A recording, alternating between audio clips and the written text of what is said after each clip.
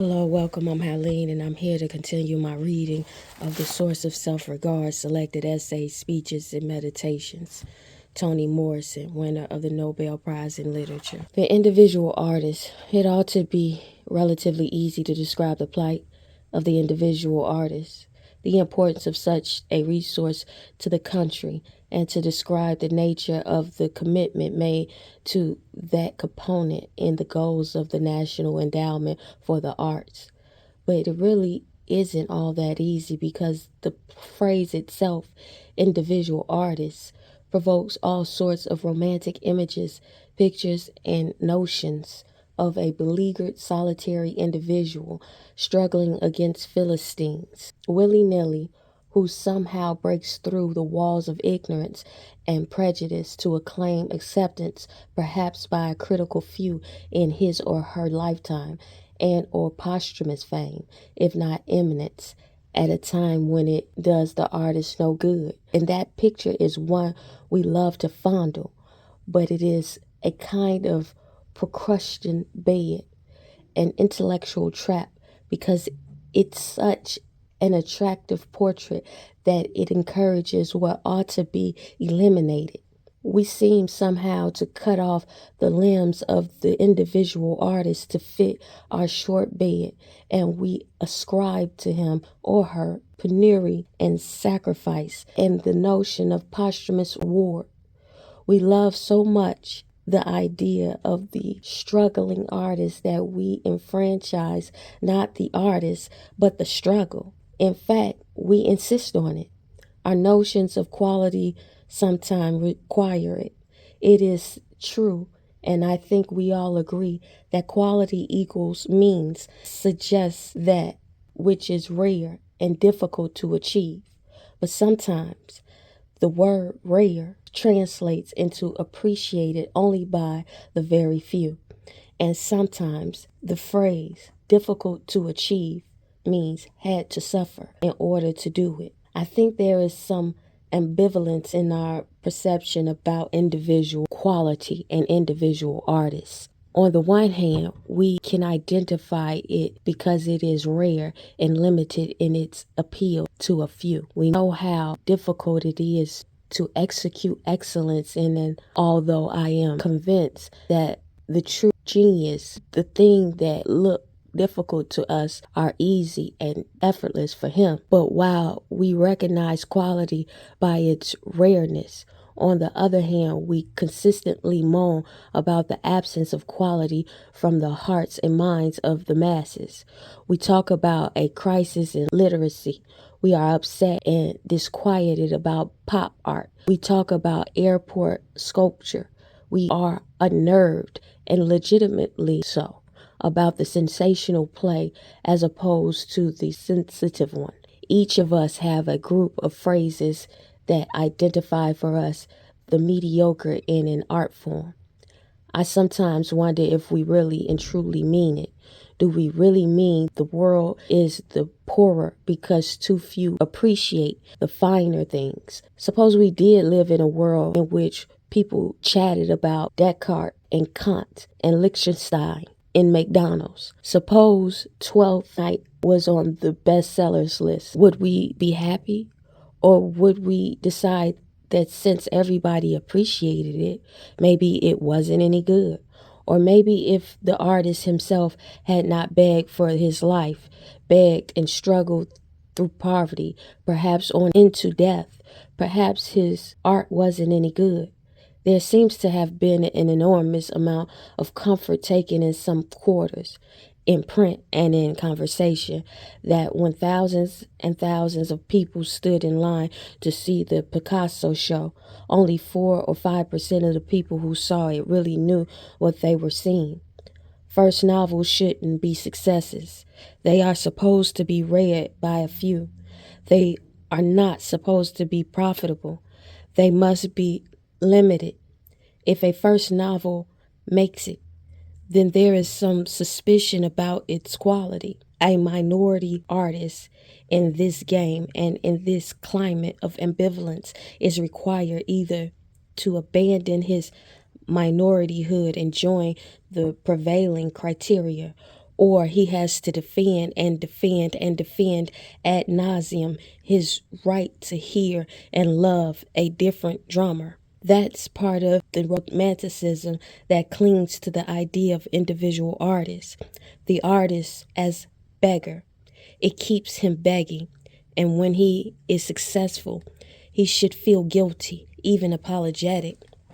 There is danger inherent in being an artist, always the danger of failure, the danger of being misunderstood. But there are some dangers now that are not inherent. Some new dangers are being imposed. Be patient with me for a moment while I describe one that is of particular interest to me in the field of literature. There is a most exciting feud and public battle going on at Cambridge University at the moment.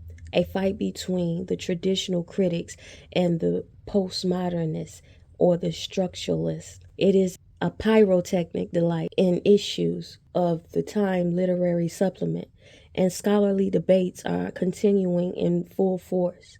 I will not go into the details of the nature of the fight, but in overly simplified terms, there is a core group of traditional critics who believe that literature and life practical criticism is the way in which to teach people how to read the great works of literature. And then there is a newer, younger group, sometimes called pluralist by the British, that attacks and ignores traditional British criticism. This newer group is accused of being obscure and difficult and limited in their perceptions of criticism. What's interesting about the feud to me is that in it the writer has no place at all. Structuralists and proponents of semiotics and proponents of deconstruction perceive the written work as a phenomenon, but not central to the act of criticism or reading. It's interesting that this fight goes on in literature studies as opposed to theology and philosophy and other areas in which it belongs. But I think there is a reason for that. In the contemporary world of art and scholarship, literature is, I think, the only discipline in which the scholars do not produce what they criticize. The chemist, the social scientist, the historian, the philosopher, all of the people produce what they teach. They produce what they question. They produce what they change. In literary criticism, the critic now produces the criticism that he teaches. He produces the discipline and the subject of the discipline, which is the text. It's peripheral to the discussion. Perhaps it is true, as someone suggested, that English teachers have always envied the mathematicians. All those little formulas they put on the wall, and that they now would like to have a group of formula that they could also put on the blackboard. But where the criticism is itself then art form, that doesn't mean it isn't an art form. But when it denigrates the sources, there is a genuine threat to the preeminence of the creative artist. And that is significant.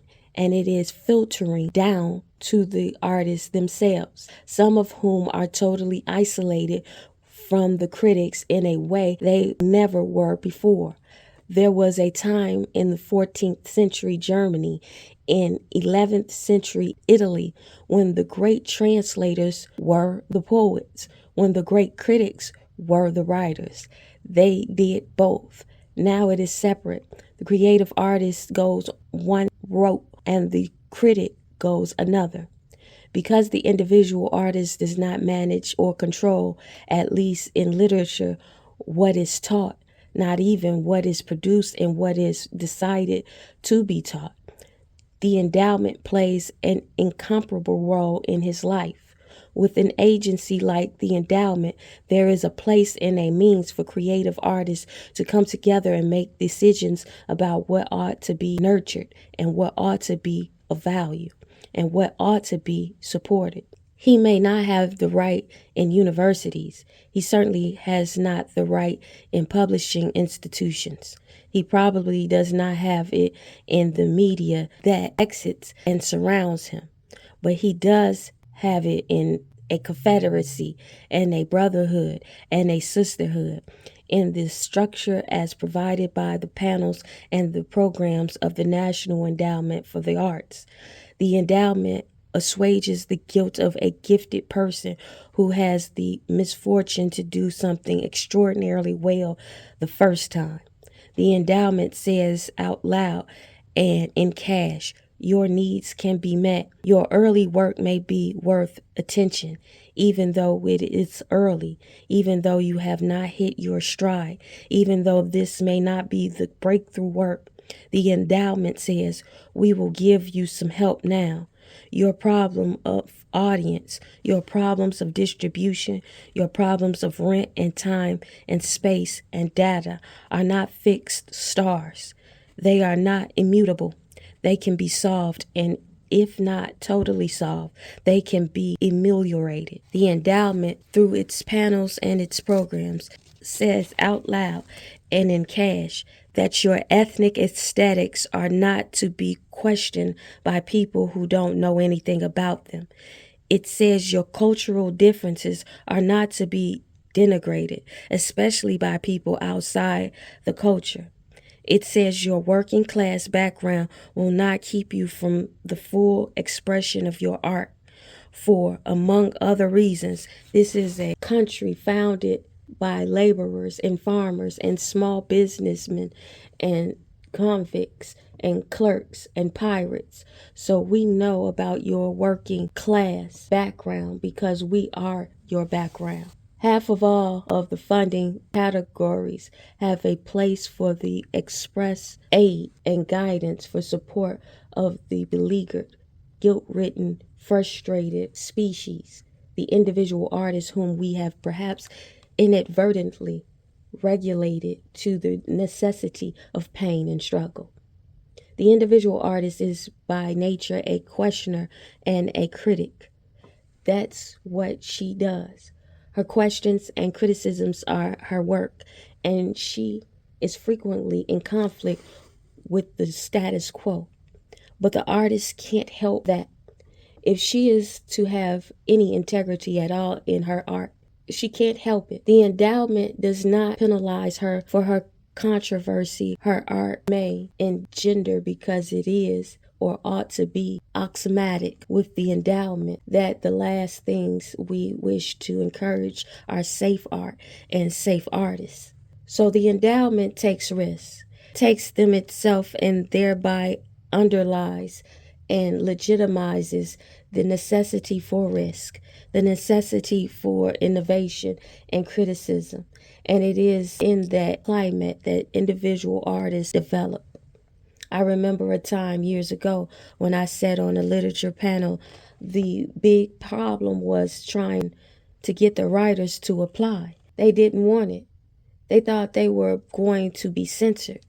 They thought the government was meddling in their books. They thought they couldn't say certain things. There was a taint attached to the acceptance of the fellowship grant and the direct grants, and only with persistence were the panels able to overcome it.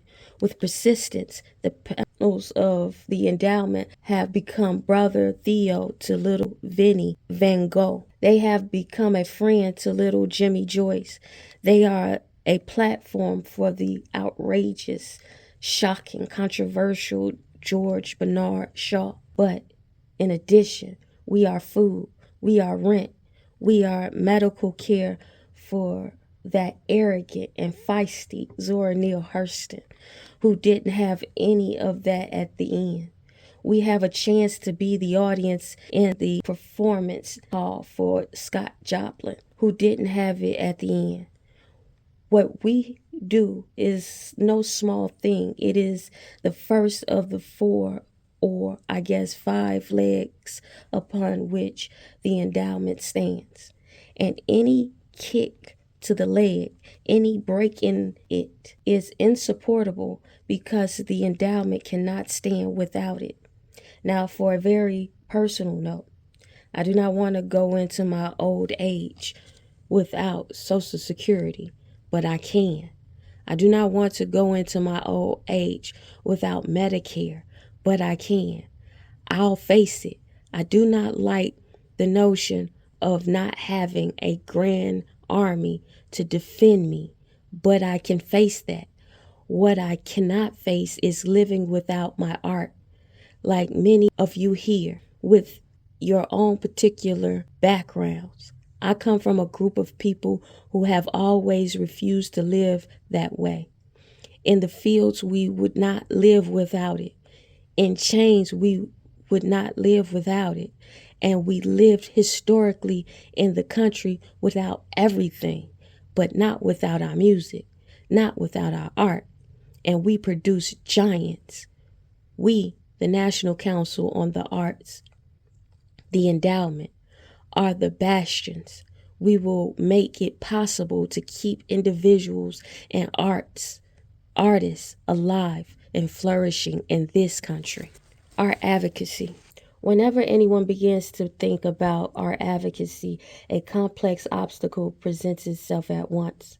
Artists have a very bad habit of being resilient, and it is the resilience that deceives us into believing that the best of it sort of gets done anyhow, and the great of that best sort of lasts anyhow. The public and even academic perception is that nothing, neither social nor personal devastation, stops the march and production of powerful and beautiful artwork. Chaucer wrote in the middle of the plague. James Joyce and Edward Munch carried on with a blind eye and a weak one, respectively. French writers excelled in and defined an age writing in the 40s under Nazi occupation. The greatest of composers was able to continue while deaf. Artists have fought madness, ill health, penury, and humiliating exile, political, cultural, religious, in order to do their work. Accustomed to their grief, their single-minded capacity for it, and their astonishing perseverance in spite of it, we sometimes forget that what they do is in spite of distress, not because of it. Last year, I spoke to an extremely gifted and well-established artist who told me he vetoed a living for a fellow artist because he thought having so much money would undermine the recipient, hurt his work, and that the applicant was too good to receive such a financial windfall. To me, the shock of that revelation is some quarter. It is not shocking at all. For even when there is attention turned to an artist's plight in the form of the modest living, there is at the same time a problem of perception. What constitutes a hospitable environment and what principles inform whether we provide or deny it. It brings us, as always, to the question of how haphazard should our support be? Should it take its text from the hazard of being an artist and become itself erratic, risky? Should it examine artists' lives, note the pain in so much of them, and imitate the pain by enfranchising it, even producing it, as in the anecdote above, for the good of the artist? Should grief and penury be built into our art patronage so the marketability wares created under those limiting circumstances are folded into the equation of the work's value in the marketplace in years and eras to come? When all attention is withdrawn from the artists, they have always been mad enough to do it anyway. So what's the fuss? Can't they depend on enlightened philanthropy when available and look elsewhere when it isn't? Or can't they depend on the marketplace, which is to say, design the art itself for the marketplace and hope the target will not move before their art is completed? Or can't they rely on government support and trust to chance or the law of averages that their work will prove at least equal to the dollar value of the support? Such are a few of the questions our advocacy raises, but they are critical questions, made more critical by economic decay, if not catastrophe, and political cunning. And they are questions begging for answers, strategies in state art organizations, educational institutions, museums, foundations, communities, and neighborhood groups, and so on. What all of us know, you and I, is that the situation is more than dire. It is dangerous. All of the art of all of the past can be destroyed in a few minutes by oafish politics and or war games. It is also true that a good deal of the art of the future can be aborted by carelessness, whimsy, and disdain among art providers and consumers. Or should as much attention be given to why as to how much and how long? National prerequisites can sweep clean or waver, crystallize or flow. There have been times when support for new and emerging art was a flood tide, matching the support for traditional institutions. Other times, such support as now is in drought. The uncertainty can devastate whole generations of artists and deprive a nation irrevocably.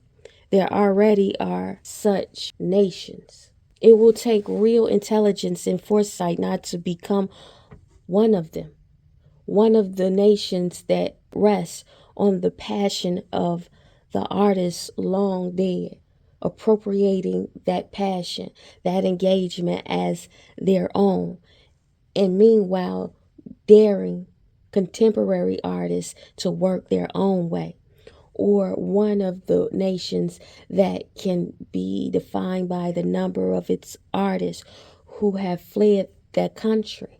If one judges a civilization as I believe it should be judged, not by the high mindedness with which it regards art, but by the seriousness with which it regards the civilization, then it is high time we begin to address anew and with vigor certain problems that continue to signify alarm. The public perception of the artist is frequently so at variance with the art world's perception.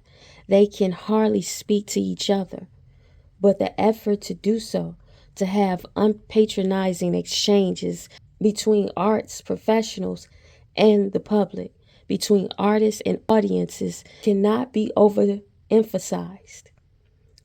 It is also possible and necessary to encourage dialogue in which the artist is not supplicant and the art supporters is not an enforcer. It is possible to have a forum in which the citizens, the student feels he or she is welcome for more than the ticket purchase or the applause. It is important to include even no work the student citizen into these projects, to insist upon discussion of the problems that seem to be gripping the art world in general and that are plaguing all of us, providers, grantors, artists, teachers, organizers.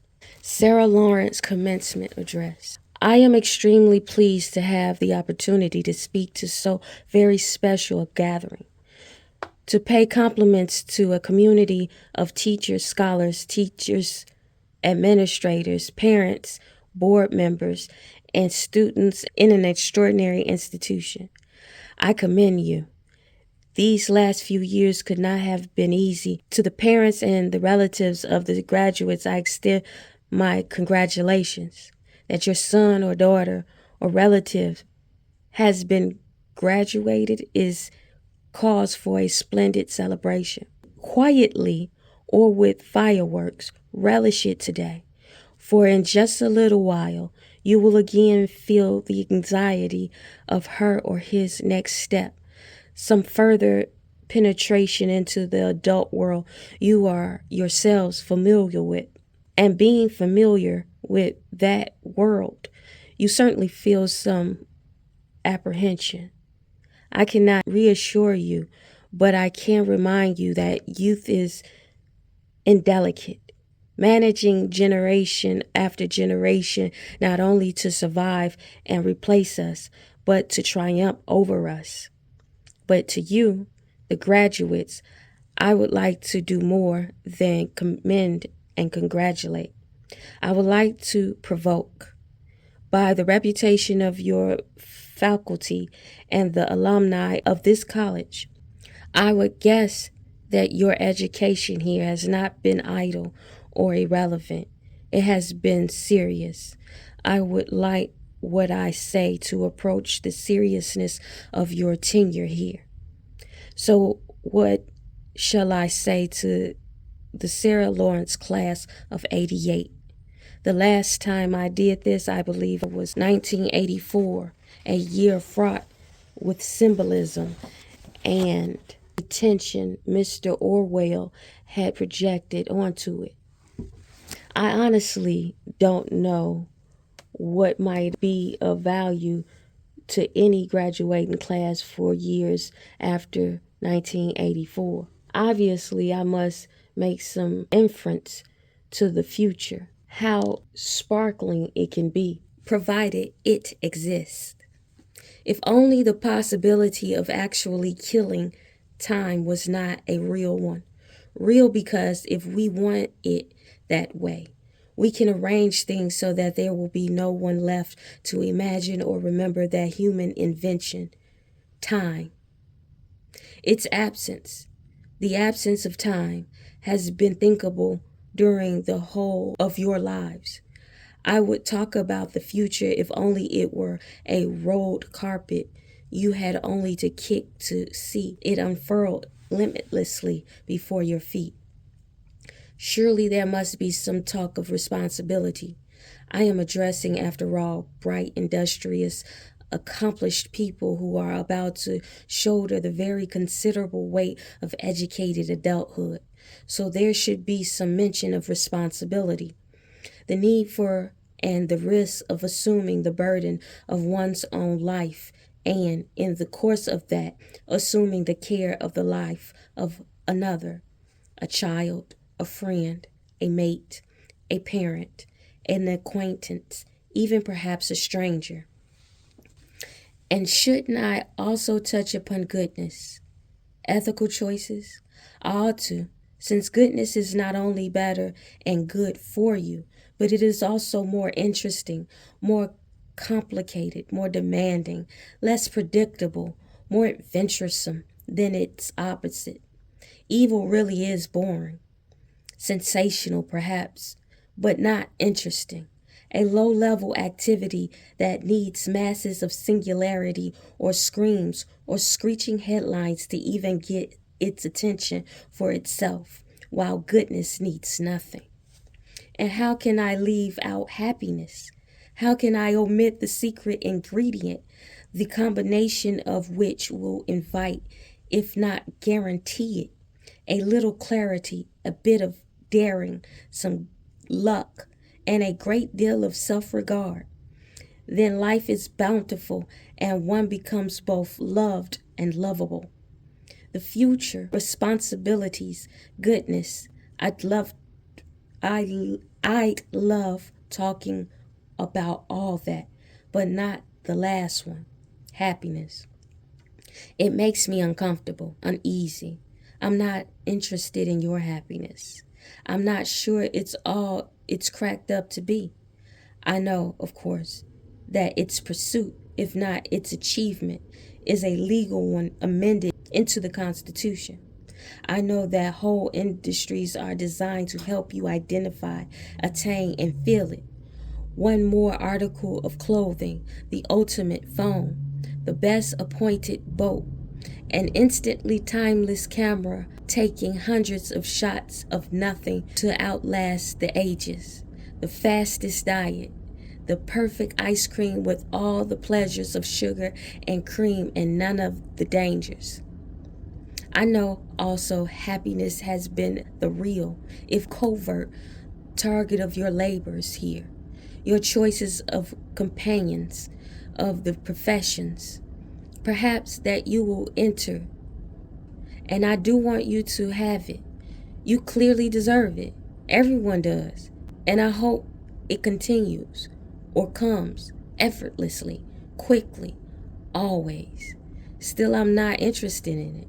Not yours, nor mine, not anybody's. I don't think we can afford it anymore. I don't think it delivers the goods. Most important, it gets in the way of everything worth doing. There was a time for most of the history of human race, in fact, when to contemplate and strive for happiness was critical, necessarily compelling. But I am convinced that focusing on it now has gotten quite out of hand. It has become a bankrupt idea, the vocabulary of which is frightening. Money, things, protection, control, speed, and more. I'd like to substitute something else for it. Search. Something urgent. Something neither the world nor you can continue without. I assume you have been trained to think, to have intelligent encountered with problem solving. It's certainly what you will be expected to do, but I want to talk about the step before that, the preamble to problem solving. I want to talk about the activity you were always warned about as being wasteful, impractical, hopeless. I want to talk about dreaming. Not the activity of the sleeping brain, but rather the activity of a wakened, alert one. Not idle, wishful speculation, but engaged, directed daytime vision. Entranced into another space, someone else's situation, sphere. Projection, if you like. By dreaming, the self permits intimacy with the other without the risk of being the other. And this intimacy that comes from pointed imagining should precede our decision making, our cause mongering, our action. We are in a mess, We have to get out. And only the archaic definition of the word dreaming will save us. To envision a series of images of unusual clarity, order, significance, vividness. Undertaking that kind of dreaming, we avoid complicating what is simple, simplifying when is complicated, soiling instead of solving, ruining what should be revered. We avoid substituting slogans like national will for national intelligence and perception. National will? What kind? Informed, uninformed? Obstinate South African national will? 1940 Germany's national will? Hanging on to destructive theses simply because one developed them half a century ago? These are comic book solutions to biblical problems in nuclear times. We must do all we can to imagine the other before we presume to solve the problem work and life demands of us. Dream the world as it ought to be. Imagine what it would feel like not to be living in a world loaded with zero life weapons manned by people willing to lose them, develop them, or store them for money or power or data, but never for your life and never for mine. What would it be like to live in a world where the solution of serious, learned people to practically every big problem was not to kill somebody? Narcotic trade? Whom shall we kill or lock up? Disease? Whom shall we let die or lock up? Self-rule by neighboring or even distant country? Whom shall we slaughter? Famine? What is an acceptable death rate? Unemployment? Homelessness? What is the tolerable starvation rate? Too many babies by all the wrong mothers? Too many people living too long? Even our goodwill is couched in killing. We are asked to give millions of dollars to feed the children until they are 14.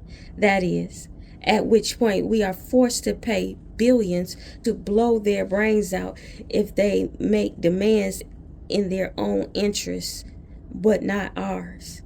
Are their deaths not timely enough for us?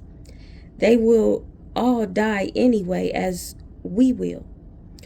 All the babies, all the elderly, all the fettered and unenfranchised, the ill, the idle, just like us, maybe after, before, or even because of us.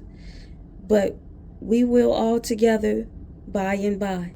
By and by, when the morning comes, all the saints will join together home. We will tell the story, how we overcome, and we'll understand it better by and by. If that is the consequence of our sophisticated thinking, our expert problem solving, then we need to step back and refine the process that precedes it.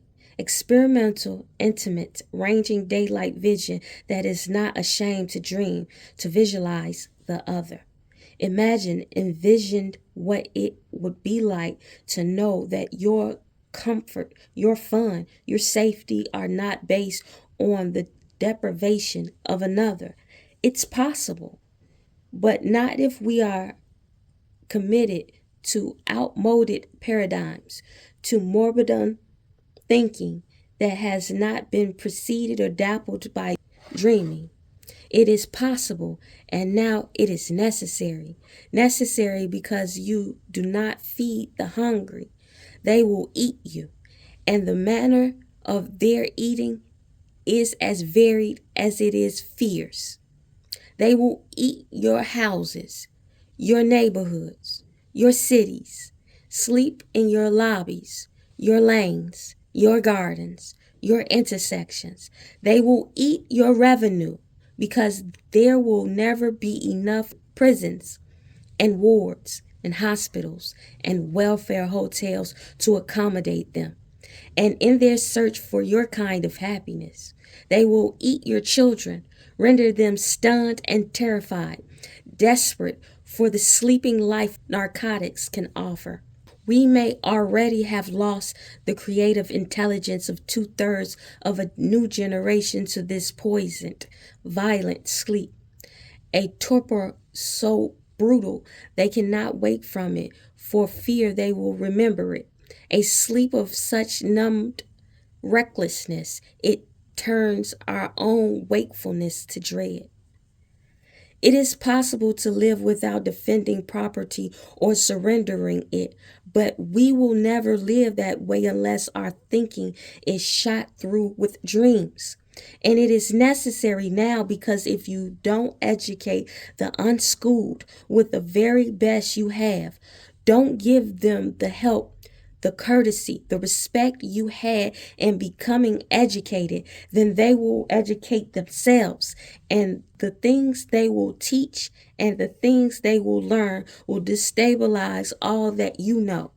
And by education, I do not mean hobbling the mind, but liberating it.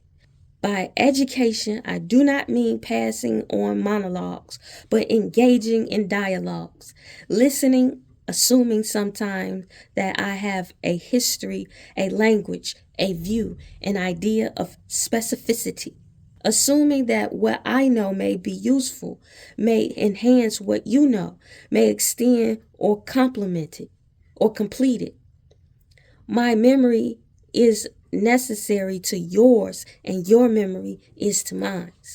Before we look for a usable past, we ought to know all of the past. Before we start reclaiming a legacy, we ought to know exactly what that legacy is and all of it and where it came from. In the business of education, there are no minorities, only minor thinking. For if education requires tuition but no meaning, if it is to be about nothing other than careers, if it is to be about nothing other than defining and husbanding beauty or isolating goods and making sure enrichment is the privilege of the few, then it can be stopped in the 6th grade or the 6th century when it had been mastered. The rest is reinforcement. The function of the 20th century education must be to produce humane human beings. To refuse to continue to produce generation after generation of people trained to make expedient decisions rather than humane ones. Oh, what would it be like without putrefying hatred we have been told and taught was inevitable among humans? Inevitable? Natural?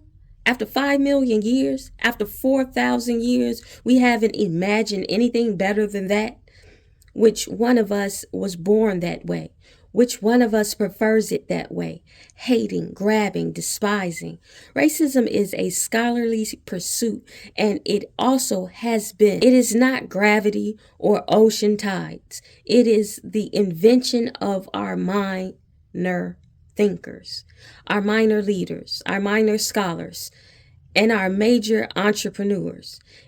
It can be uninvented, deconstructed, and its annihilation begins with visualizing its absence, losing it. And if it can't be lost at once or by saying so, then by behaving as if, in fact, our free life depended on it, because it does. If spend my life despising you because of your race, of class, or religion, I become your slave.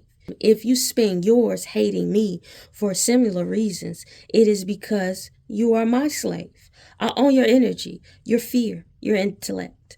I determine where you live, how you live, what your work is, your definition of excellence, and I set limits to your ability to love. I will have shaped your life. That is the gift of your hatred. You are mine. Well, now, you may be asking yourself, what is all this? I can't save the world. What about my life? I didn't ask to come here. I didn't ask to be born. Didn't you? I put it to you that you did. You not only asked to be born, you insisted on your life. That is why you are here. No other reason. It was too easy not to be. Now that you are here, you have to do something you respect, don't you? Your parents did not dream you up. You did. I'm simply urging you to continue the dream you started. For dreaming is not irresponsible. It is first order human business. It is not entertainment. It is work. When Martin Luther King Jr. said, I have a dream, he was not playing. He was serious. When he imagined it, envisioned it, created it in his own mind, it began to be. And we must dream it too, to give it the heft and stretch and longevity it deserves.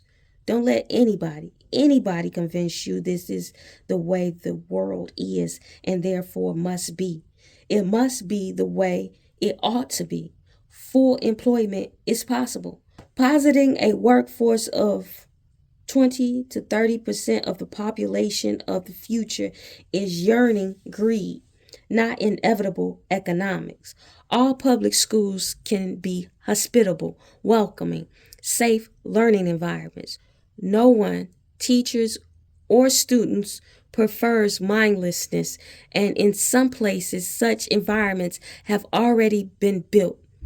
Appetites for self-murder can be eradicated. No addict or suicide wants to be one. Enemies, races, and nations can live together. Even I, in the last 40 years, have seen deadly national enemies become warm, mutual supporting friends, and 4 national friends become enemies. And it doesn't take 40 years to witness it. Anybody over 8 years old has witnessed the expedient, commercial, almost whimsical nature of national friendship. I have seen resources committed to the disenfranchised and discredited, the unlucky, and before we could reap the harvest of those resources, before legislation put in place could work, 20 years, it was disassembled, like stopping the Union in 1796 because there were problems. Building a bridge halfway and saying we can't get there from here. That determined commitment must be redreamed, rethought, reactivated by me and by you. Otherwise, as nationalism, racism solidify, as coasts and villages become and remain the sources of turmoil and dispute, as eagles and doves alike hover over the remaining sources of raw wealth on this earth, as guns and gold and cocaine topple grains, technology, and medicine to win first place in world trade, we will end up with a world not worth sharing or dreaming about. We are already life chosen by ourselves, humans, and as far as we know, there are no others. We are the moral inhabitants of the galaxy. We trashed that magnificent application after working so hard in the womb to assume it. You will be in positions that matter, positions in which you could decide the nature and quality of other people's lives. Your errors may be irrevocable. So when you enter those places of trust or power, dream a little before you think. So your thoughts, your solutions, your directions, your choices about who lives and who doesn't, about who flourishes and who doesn't, will be worth the very sacred life you have chosen to live. You are not helpless. You are not heartless. And you have time. The slave body and the black body. In 1988, the same year James Cameron opened America's Black Holocaust Museum here in Milwaukee, I responded to an interviewer's question. Having published a novel investigating the lives of a family born into bondage, I was being asked about the need for, the purpose in articulating that unspeakable part of American history. The need for remembering the men, the women, the children who survived or did not survive the 300-odd years of international commerce in which their bodies, their minds, their talents, their children, their labor were exchanged for money they could lay no claim to. Since the argument for shunning bad memories or sublimating them was so strong and, in some quarters, understood not only to be progressive but healthy, why would I want to disturb the scars, the keloids, that Civil War, civic battle, and time itself had covered? The slave body was dead, wasn't it? The black body was alive, wasn't it? Not just walking and talking and working and reproducing itself, but flourishing, enjoying the benefits of full citizenship and the fruits of its own labor. The question seemed to suggest that whatever the level of accomplishment, the little good could come from writing a book that peeled away the layers of scar tissue that the black body had grown in order to obscure, if not annihilate, the slave body underneath. My answer was personal. It came from a kind of exhaustion that followed the completion of my novel, an irritability, a sorrow. There is no place, I said, where you and I can go to think about or not think about, to summon the presence of or recollect the absence of slaves. Nothing that reminds us of the ones who made the journey and of those who did not make it. There is no suitable memorial or plaque or wreath or wall or park or skyscraper lobby. There is no 300-foot tower. There is no small bench by the road. There is not even a tree scored with an initial that I can visit or you can visit in Charleston or Savannah or New York or Providence, or better still, on the banks of the Mississippi. Somebody told me, I continued, that there is a gentleman in Washington who makes his living by taking busloads of people around to see the monuments of the city. He has complained because there is never anything there about black people that he can show. I can't explain to you why I think it's important, but I really do. I think it would refresh. Not only that, not only for black people, it could suggest the moral clarity among white people when they were at their best, when they risked something, when they didn't have to risk and could have chosen to be silent. There's no monument for that either, except the names of institutions that pay homage to a white person's care or generosity. Spingard, General Howard, Spelman, etc. I don't have any model in mind, I said, or any person, or even any art form. I just have the hunger for a permanent place. It doesn't have to be a huge monumental face cut into a mountain. It could be small, some place where you can put your feet up. It could be a tree. It doesn't have to be a Statue of Liberty. As you can tell, I was feeling quite bereft when I made those comments, when I used the term slave body to distinguish it from black body.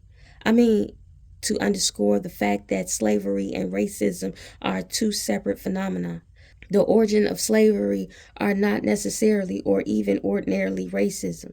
Selling, owning people is an old commerce. There are probably no people in this auditorium among whose ancestors or within whose tribe there was no slave. If you are a Christian, among your people were slaves. If you are Jewish, among your people were slaves. If you are a Muslim, among your people were the enslaved. If your ancestors are European, they lived under the serfdom of Eastern Europe, the tendency of feudalism in England, in Viking Europe, Visigothic Spain, and 15th and 16th century Venice, Genoa, and Florence. The majority population of ancient Rome and ancient Greece, all were deliberately constructed slave society. Medieval Ghana, Songhai, Mali, the Dahomey, and Ashanti Kingdom, slavery was critical to the world of Islam and systematic in the Orient, including 1,000 years in Korea alone.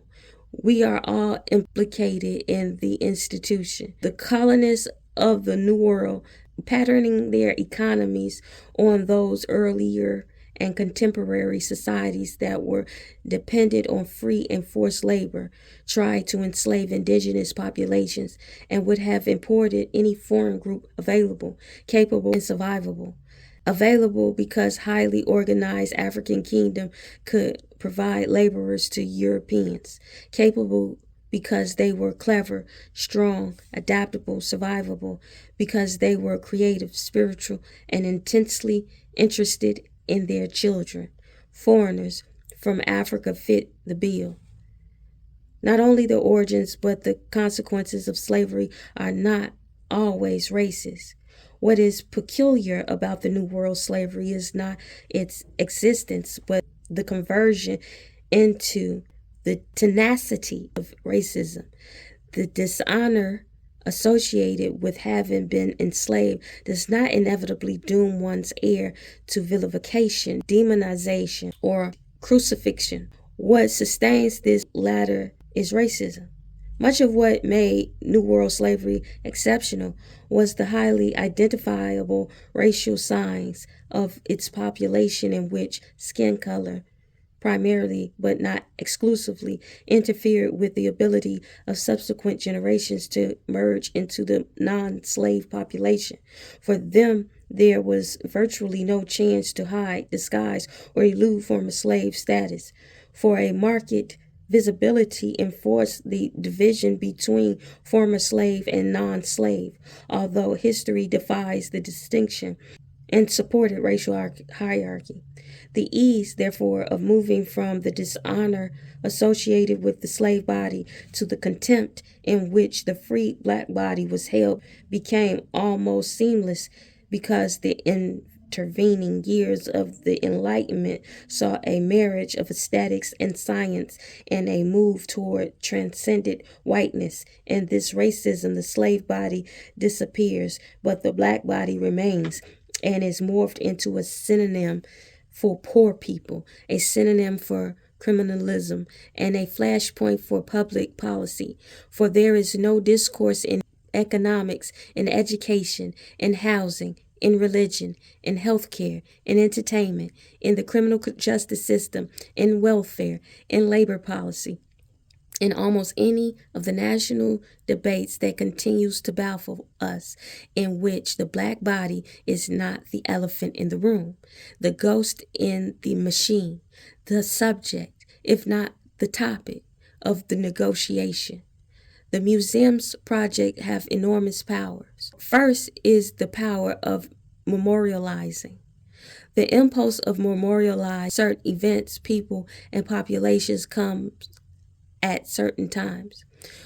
When what has happened is finally understood or is a forthright assertion of a civic or personal pride, tombs or palaces are built, flowers heaped, statues rise, archives, hospitals, parks, and museums are constructed.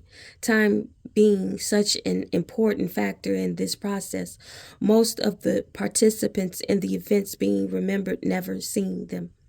But the growth of this country in the 16th and 17th and 18th centuries, resting heavily on the availability of free labor, is complicated and exceptional. Exceptional because of its length and its chattel nature, complex because of its intricate relationship to the cultural, economic, and intellectual development of the nation. That is what must be remembered. There is another power this project has of making us aware of the ever flexible, always adaptable, persistently slippery form of modern racism in which the slave body is reconstructed and re-entered the black body as an American form of ethnic cleansing in which a monstrously large number of black men and women are carefully swept into prisons where they become once again free labor, once again corralled for profit. Make no mistake, the privatization of prison is less about unburdening taxpayers than it is about providing bankrupt communities with sources of income, and especially about providing corporations with a captured population available for unpaid labor. The third power of museums project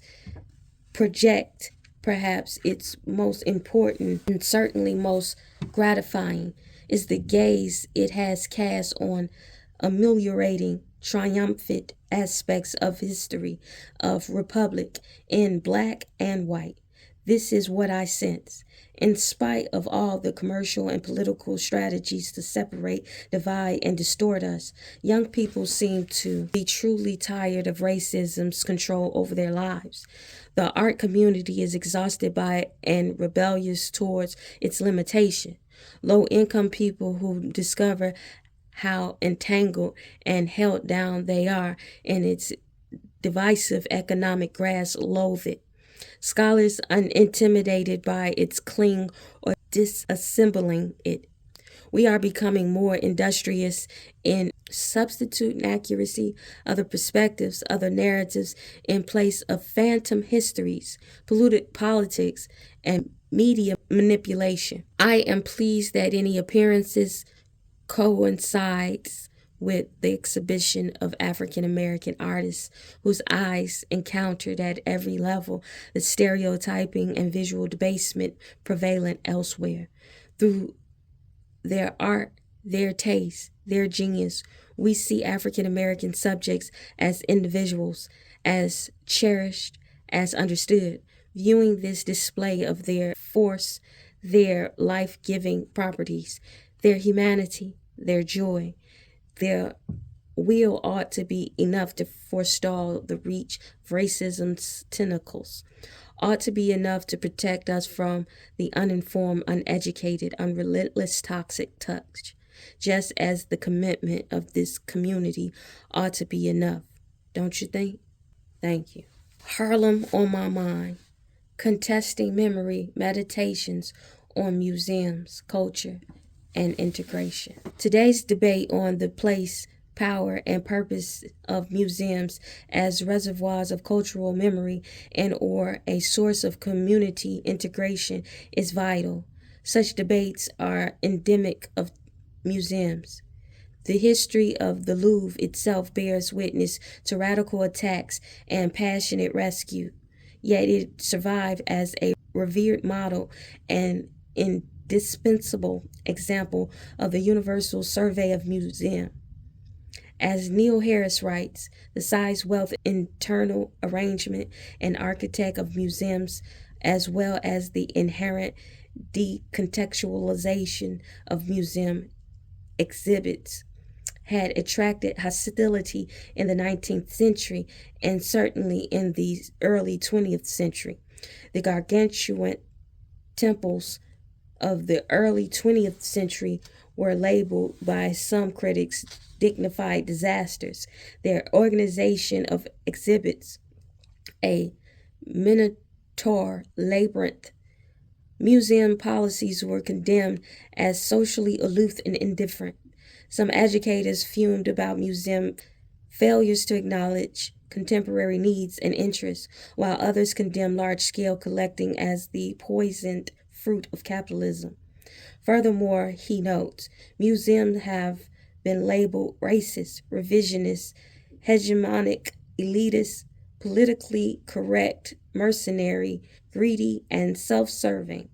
Why then, one wonders, are museums experiencing what can only be called a boom as larger constituencies are solicited, as revenues increase along with the sale of goods and services that blockbuster shows produce, as patrons and funding sources compete with one another for standing and generosity to museums? Traditions are taking place, not least of which is recognition that the foreigner is already home, and the mission of today's museums takes into account their claims. Curators, artists, directors, art critics, and historians recognize the urgency of the deliberations anew. Their articles fill journals, boards of traditional museum reconsider structures and content. Recent rivals in the landscape of museums shape their acquisition to accommodate the demands of new and underrepresented audiences. The provenance of one such demand for representation in the United States provides a map that dramatizes both the vulnerabilities and opportunities under discussion. As the New York scene in the 60s rolled with fresh visions within the art world, abstract expressionism, pop art, the Metropolitan Museum in New York welcomed its new director, Thomas P.F. Hoving, a medieval scholar, become City Parks Commissioner. He was excited about introducing new projects into an institution some believe had become moribund.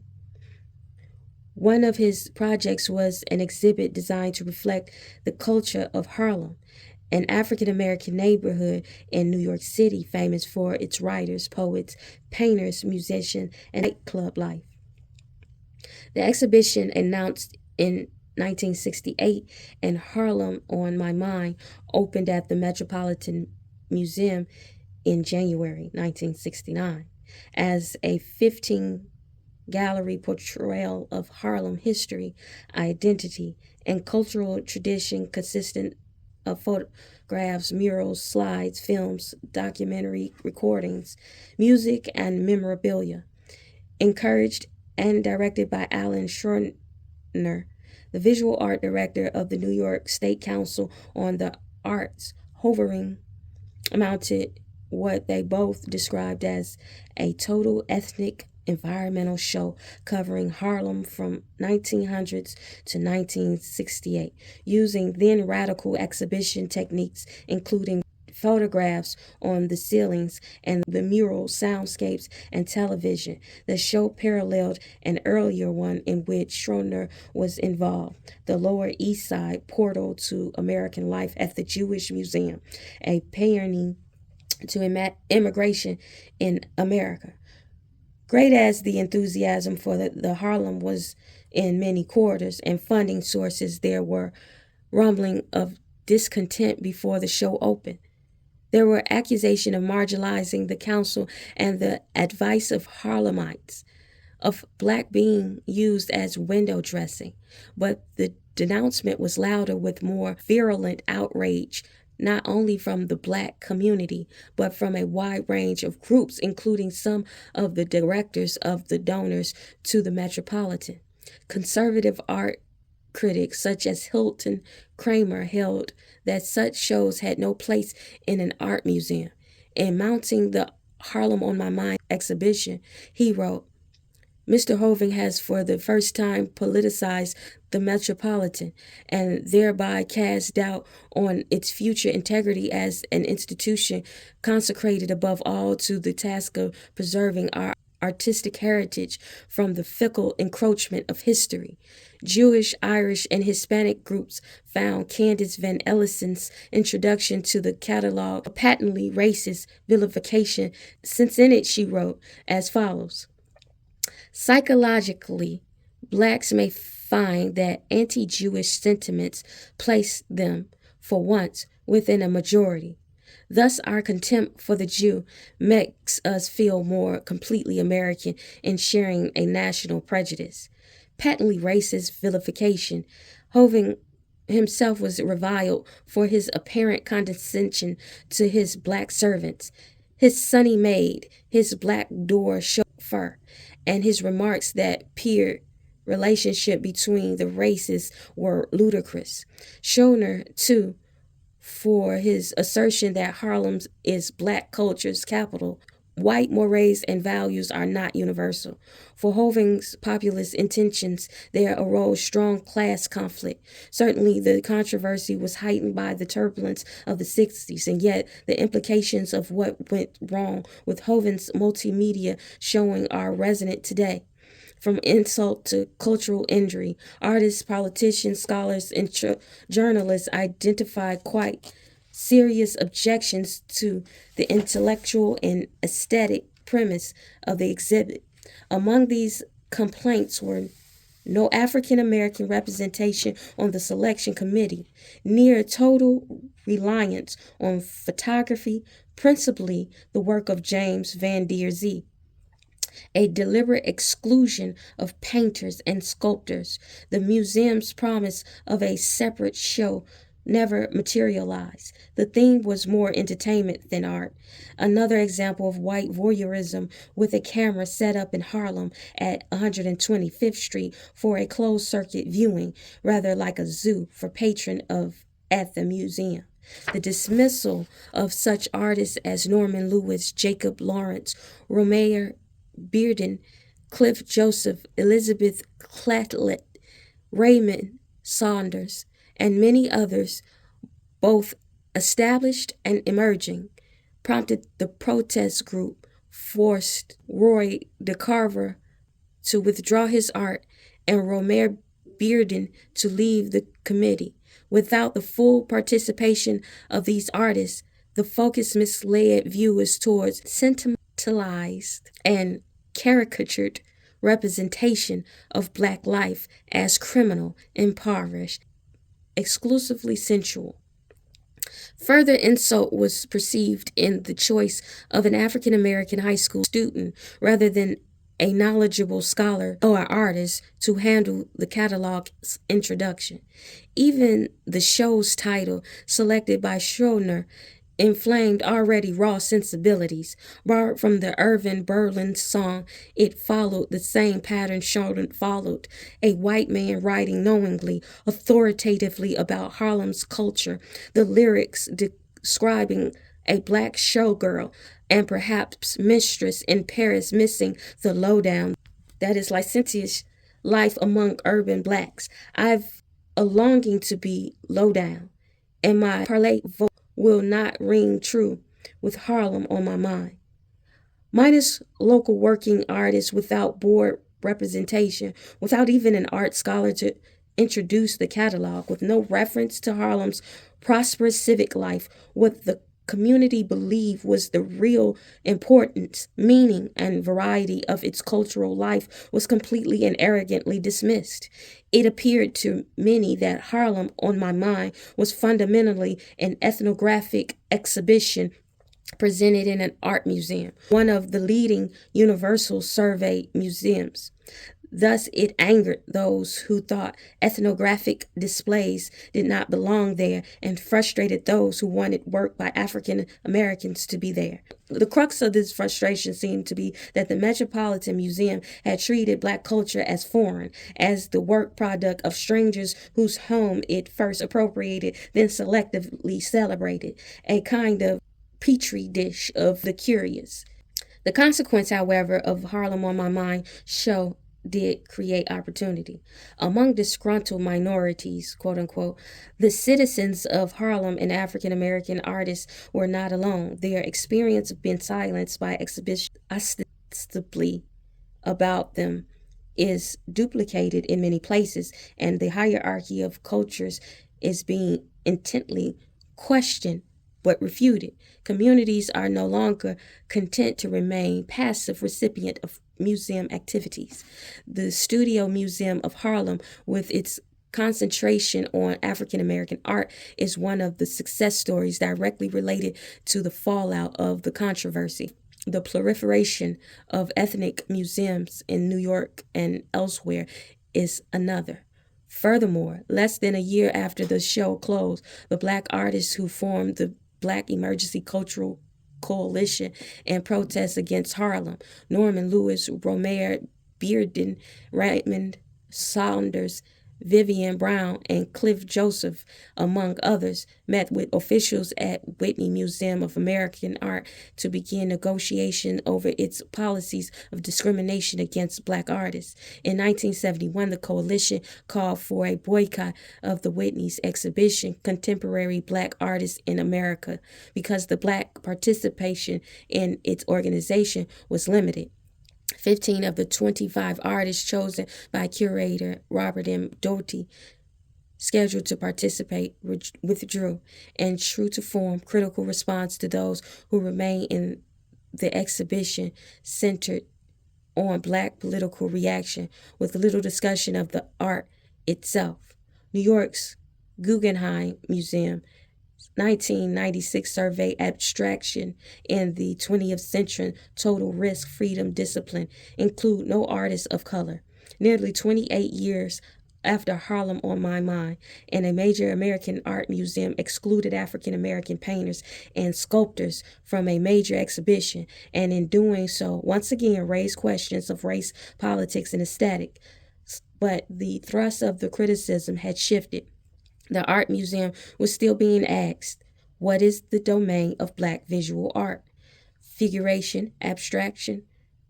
While the artists themselves and some critics were asking whether racially defined art was limiting and whether then the question was a problem itself, especially when critical response to the exhibition of black visual arts center on politics with little discussion of art itself.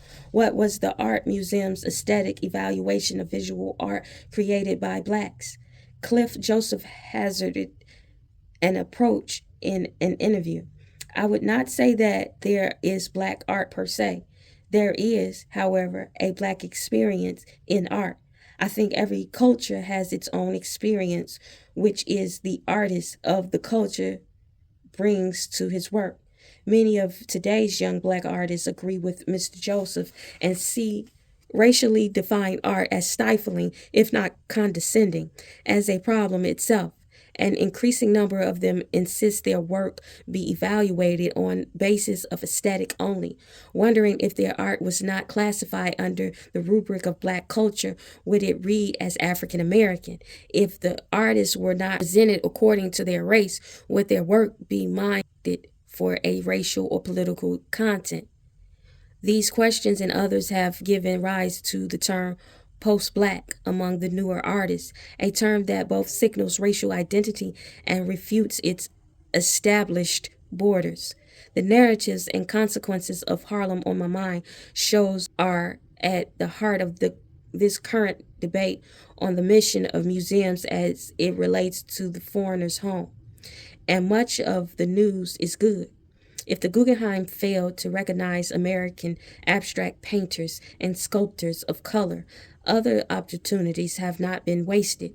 Kelly Jones' recent show at the Studio Museum in Harlem, Energy, Experimentation, Black Artists and Abstraction, 1964 to 1980, is a strong response to the Guggenheim's omission from its abstract survey show. Since Harlem closed in 1969, new generations of curators, scholars, art historians are deepening and broadening the idea of the visual art museum and the material and cultural museum. In 1968, the ethnographic replaced the artistic and the Metropolitan Museum's exhibition. Ethnography and art were largely separate, but in the 1990s, the development of these areas of study, art and ethnology, began to converge, and fields such as world art history seem to have gained increasing attention as well as controversy. Fred Wilson's 1992 showing, Mining the Museum, at the Contemporary Museum in Baltimore included works from the Baltimore Historical Society. Wilson plumbed these works for new information about Black American life, from the figuration and portraiture in the work of white artists in early American history, and reframed the works to tell the story. It became increasingly apparent that museological decisions and curatorial ones are as much ideologically determined as they are aesthetically determined, and that such decisions are made in the context. Yves Lefroux argues intelligently, in my view, that the 21st century art museum cannot remain a cultural site where non-Western art is judged according to the standards of modern art.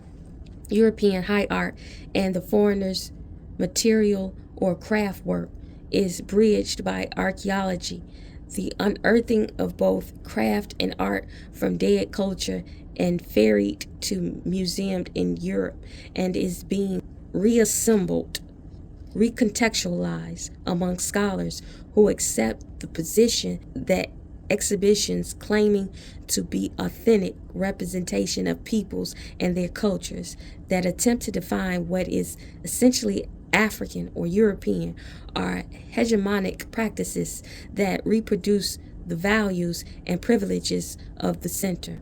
Happily, the dialogue is ongoing in the history of art production on issues of culturally specific aesthetics about the invisibility of the foreigner in established institutions and the curricula of art departments, the expansion of homes for art of non-Western people, discrete collection of modern art in rural, less metropolitan sites. Museums and galleries are an artist's home, and his and hers place in art history and cultural history, where national identities are shaped and reimagined.